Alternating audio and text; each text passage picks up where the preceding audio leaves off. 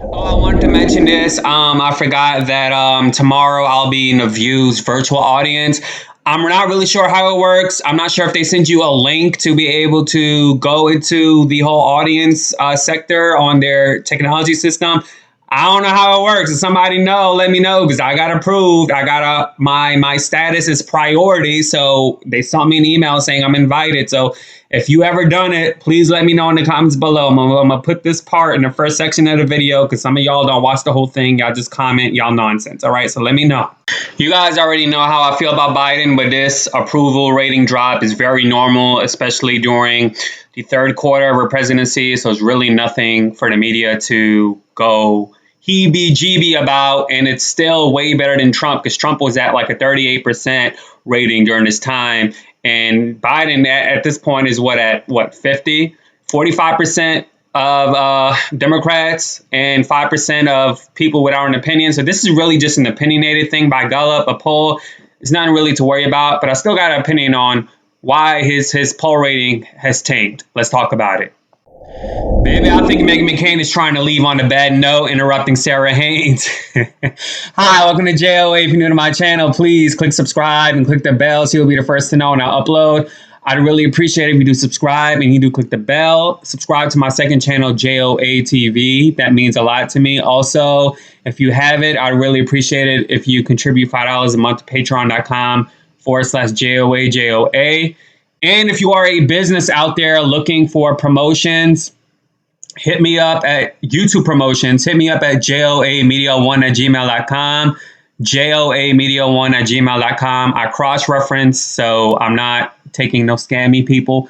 joamedia1@gmail.com. All right. Watch this clip, and I'll come back with some more. Okay, Meghan, what's generating the new outlook?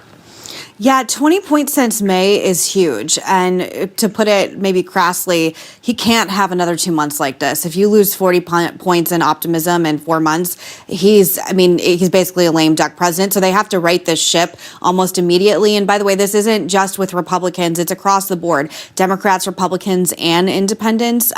If you go into the nuance of the polling, there's a lot of different reasons people don't feel optimistic. Everything from his handling of COVID, 4 in 10 Americans approve of his handling of immigration at the U.S.-Mexico border.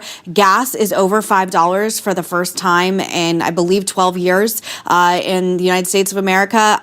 My friend Bethany Mandel was tweeting. She has 5 children. She has them very close in age, and she was tweeting about the price of diapers being substantially different from her last child to this one. People are seeing it in small places and big places. They're seeing it when they go to the grocery store. They're seeing it at the gas tank. They're seeing it when they're trying to buy a home. So I think it's a combination of things. I don't feel terribly optimistic, and just this president is not the president I thought he would be when he ran and came into office. I think it would really, really do some good for him to reach across the aisle and start putting more Republicans in his cabinet, or at least trying to do some bipartisan work as well. Because again, short of my mother, I still haven't seen that. And he ran on healing the soul of the country, and I'm not seeing it in the way that I would have liked.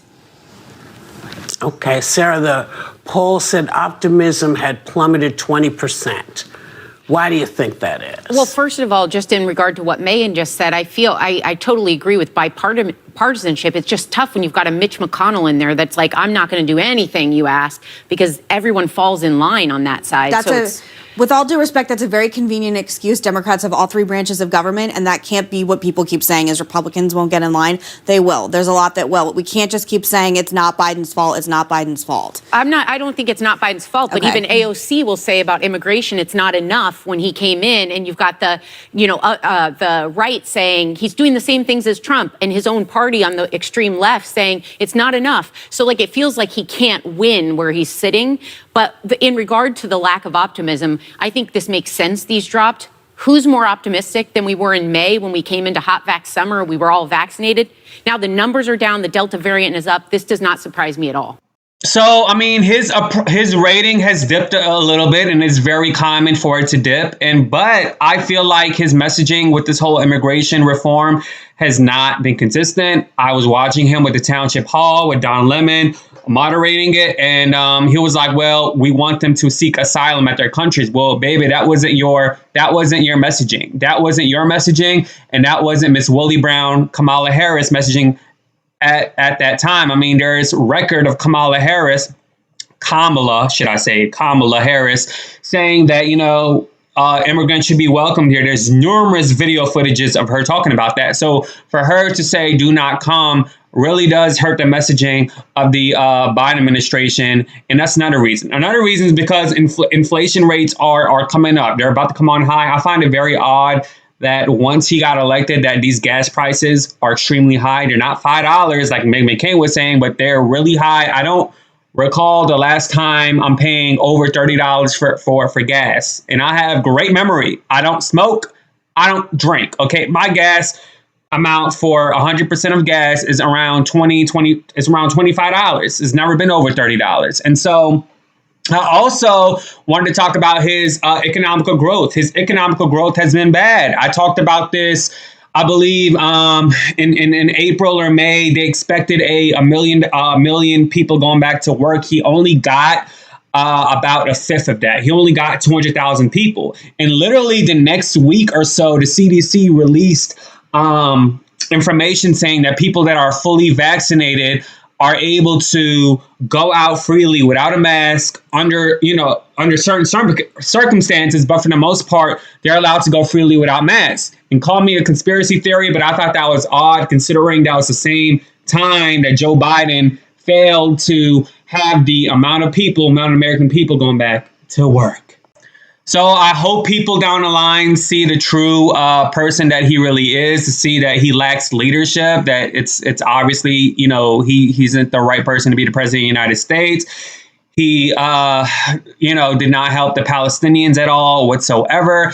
And so I'm just hoping that down the line that he is not president. I'm hoping down the line Kamala Harris does not become president because she's not even qualified to even have the authority to be in charge of Central America with immigration reform, just like Jared Kushner did not have the authority or the credibility to be in charge of Middle Eastern reform. So that's all I really have to say about that. And as far as Meghan McCain, girl, you had your turn to talk. Shut up. Gas prices is not $5. It is a lot, but it's not $5. I'm not sure if it's $5 in her area, but I highly doubt it. But it's definitely not $5 here in the South. It's around like $2.85, something like that.